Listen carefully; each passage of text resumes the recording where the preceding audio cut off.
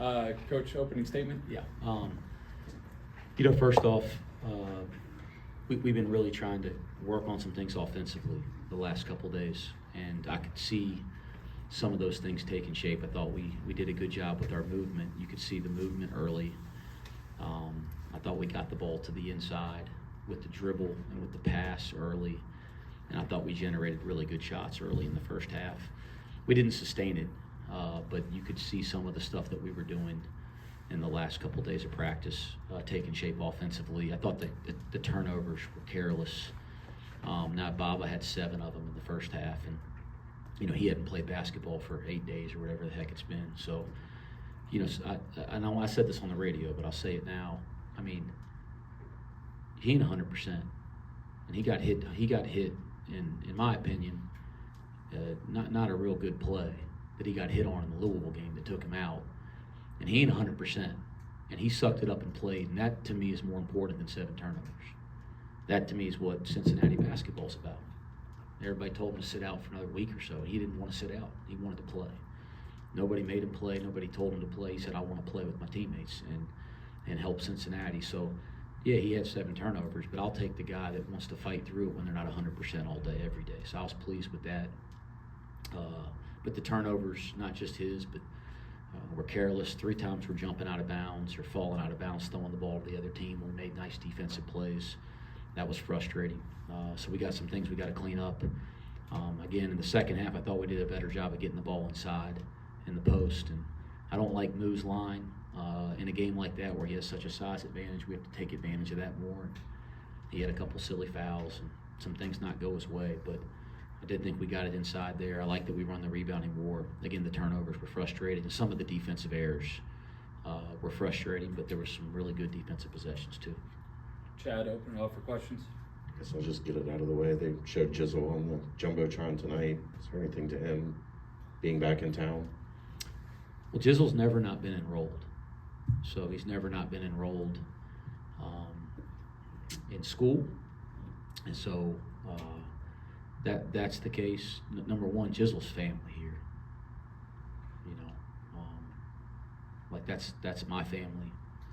He's not my son or a member of my blood family, but whatever the closest thing you could call somebody that's not blood family, that's what I'd consider Jizzle and a lot of the other kids that I've coached. So he's never not been in our lives. He just hadn't been on our team.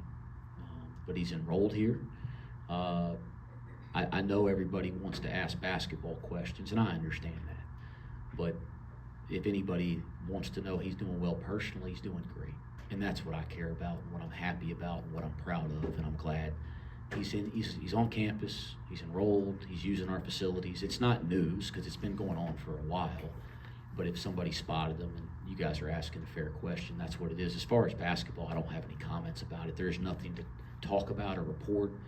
There's no story. The story, basketball-wise, is about the guys that are wearing the jersey playing on the court. But on a personal level, because he's family to me, and anybody out there that cares about him, they should know he's doing great, and I'm really proud of that.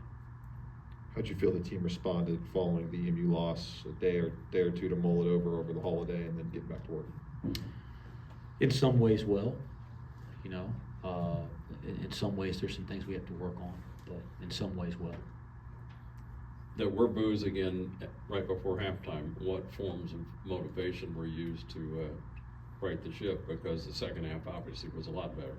Yeah, I appreciate all the people that come out. I do. I appreciate anybody that comes out to support the Cincinnati Bearcats. I've said this multiple times now, and it'd be the same answer. I understand what it means to coach here, the expectations. I understand what it means for the expectations for people to play here and wear that jersey. And it doesn't change how I feel. I appreciate the people that come out and support us. It's really that simple. Day and Kerr, they both shot the ball very well from 3. How much easier is it to run offense when shots are falling like that? Well, we have really good shooting players, and we've had some stretches we haven't shot it well. So the lid's going to come off of it. But it was good. Kerr shot it well his whole career. As long as we're getting the right shots, you know they're going to fall more. And I thought, again, the ball moved early. It found Kerr there very early, I think, for the first field goal of the game. But if we play the right way on offense, we'll get a higher quality shot. We get a higher quality shot, we'll make a lot more of them because we got guys that can put the ball in the basket. How huge is it to get kind of at least one game in the bag with kind of what you fully expected minus Jalen Haynes coming into the season, obviously with Jalen in and out of the lineup and Baba kind of missing time over the last few weeks?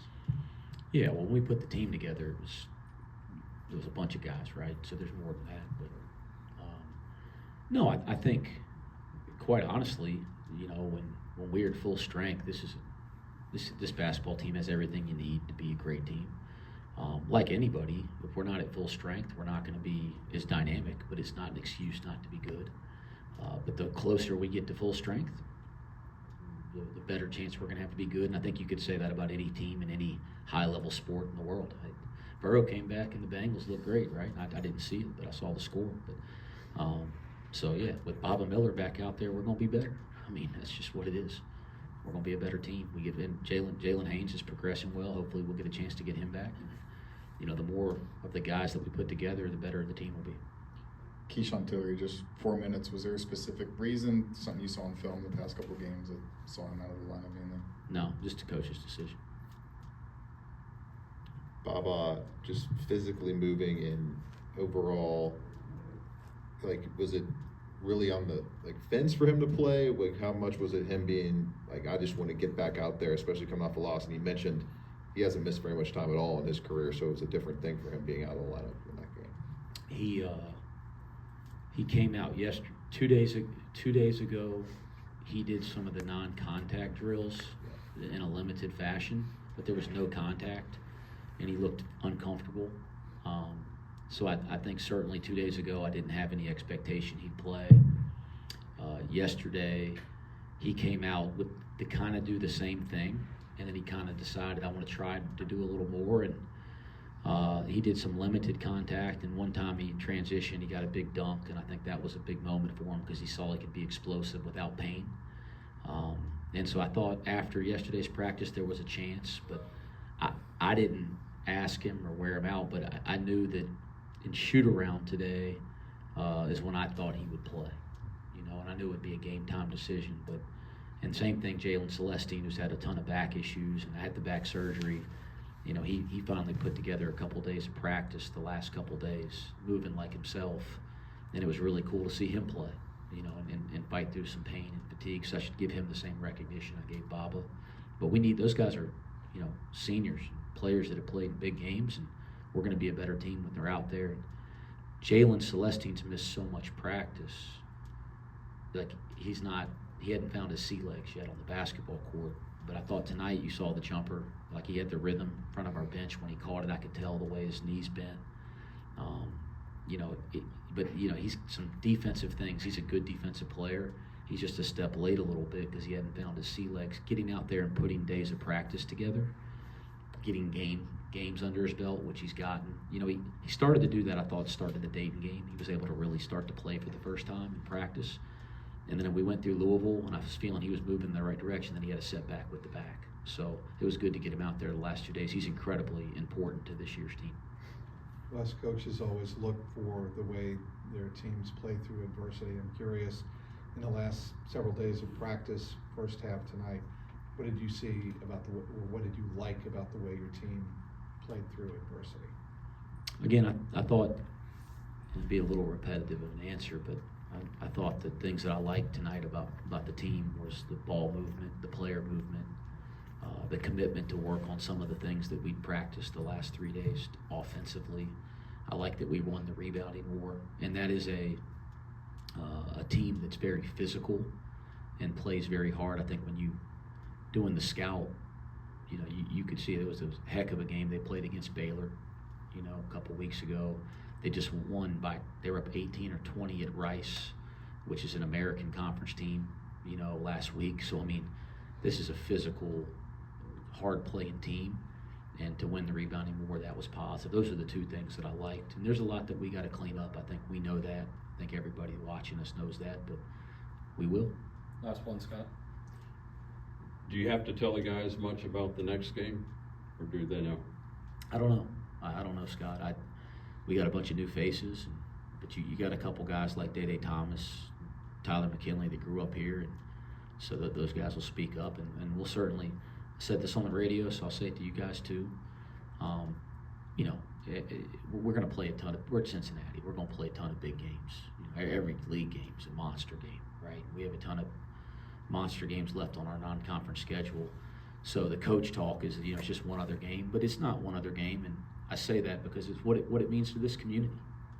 You know, I get that. I've been here long enough to understand how much the Cincinnati Xavier game means to the community of Cincinnati and to the people here, and that's why it means a little bit more. And there's a history and a tradition to that within the community. There's a history and tradition to the game, and I think when you're here, you feel it, and I imagine the guys will feel that this week, and certainly we'll explain that to them.